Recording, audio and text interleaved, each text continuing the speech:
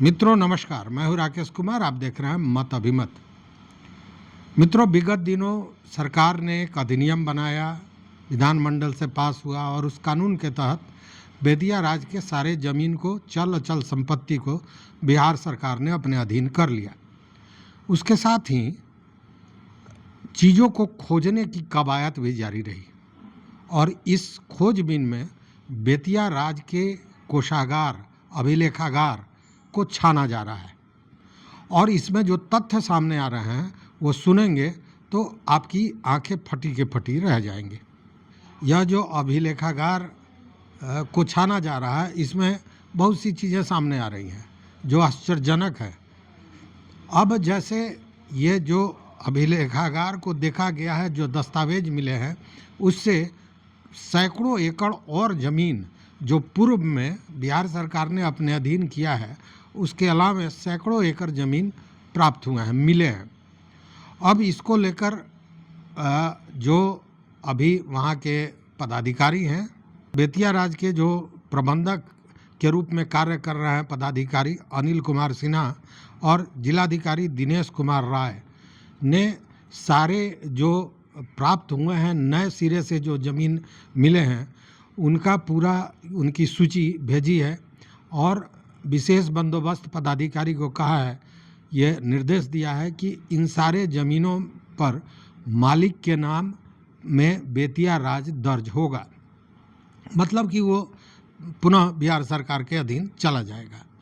मामला इतना ही तक नहीं रुकता है, इसके आगे भी है और वो बड़ा आश्चर्यजनक है। जो ये अभिलेखागार मिले हैं और साथ में ये जो बेतिया राज का शीश महल था, इसमें बहुत से अमूल्य चीज़ प्राप्त हुए हैं जो महाराजा के थे। उन सारे चीज़ों को भेज दिया गया है भितिहरवा आश्रम में।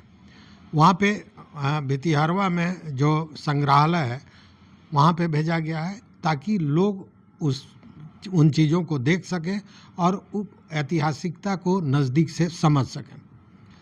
लेकिन इसके अलावा भी बहुत सी चीज़ें ऐसी हैं जो अभिलेखागार को खंगालने में मिले हैं, बहुत से दस्तावेज। और इसमें सबसे महत्वपूर्ण है, जिसमें यह है कि उस समय मतलब 1939 की बात, जब बेतिया राज की महारानी जानकी कुंवर जीवित थी, उस समय जो राज का खजाना था, खजाना में मतलब आभूषण, हीरा जवाहरात आदि जो भी थे, उसको सुरक्षित रखा गया था। अब ये कहाँ रखा गया था, ये सारी चीज़ें अभिलेखागार जब छाना गया है तो उसमें यह दस्तावेज प्राप्त हुए हैं।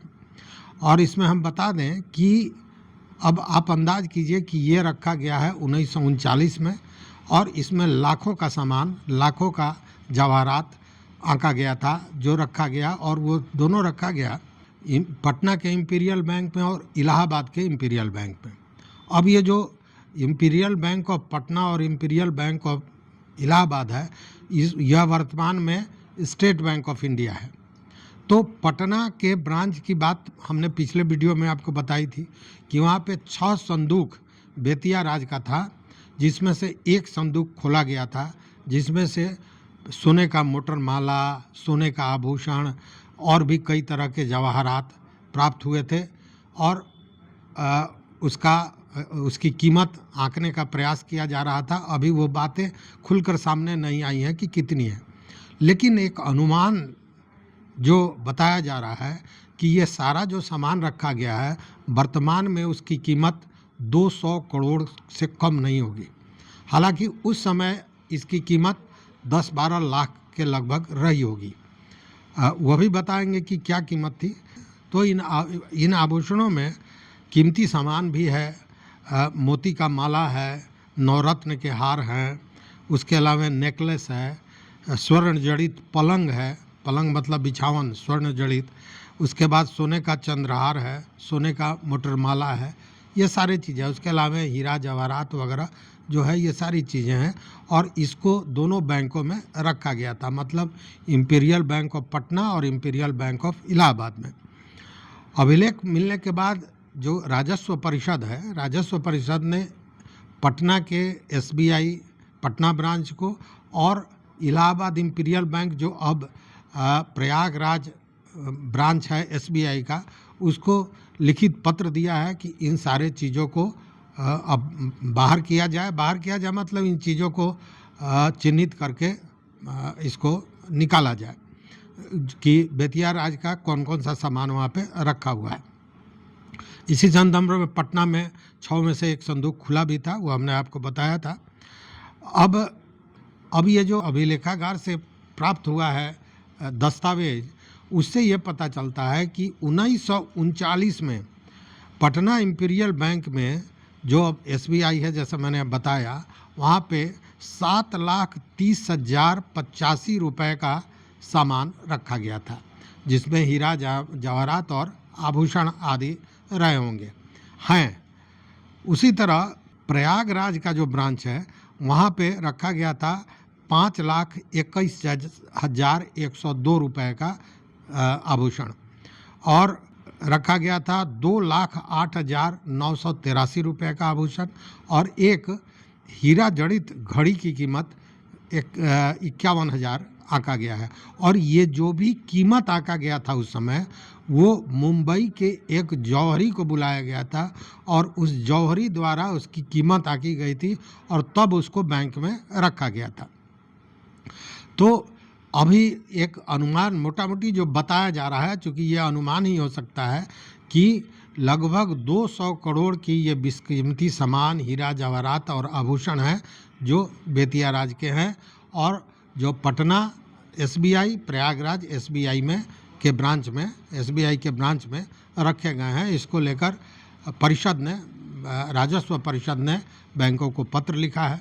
अब ये जब सारी चीज़ें सामने आएगी और वर्तमान में जब आकलन होगा, तब सही आकलन होने के बाद ही पता चलेगा कि वो कितने की संपत्ति है, लेकिन एक अनुमान 200 करोड़ का लगाया जा रहा है।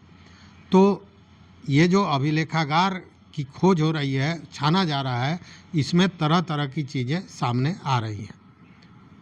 हालांकि आप ये भी जानते हैं कि बहुत सा बेशकीमती चीज़ बेतिया राज का गायब हो गया था। 1990 में एक बेतिया राज में सबसे बड़ी चोरी हुई थी।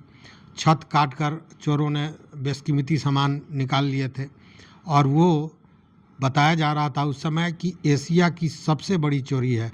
तो आप इसी से आकलन कर सकते हैं कि एशिया की सबसे बड़ी चोरी मतलब कितने मूल्य का सामान गया होगा। अब अभिलेखागार को जब छाना जा रहा है, खंगाला जा रहा है, तो बहुत सी चीज़ें सामने आ रही हैं, और देखते हैं आगे और क्या क्या चीज़ निकलता है। तो इस वीडियो में बस इतना ही। देखते रहिए मत अभिमत। मित्रों, चैनल पर नए हो तो सब्सक्राइब कीजिए, लाइक कीजिए, दोस्तों के साथ शेयर कीजिए और अपना विचार जरूर दीजिए। बहुत बहुत धन्यवाद, कोटिशः आभार।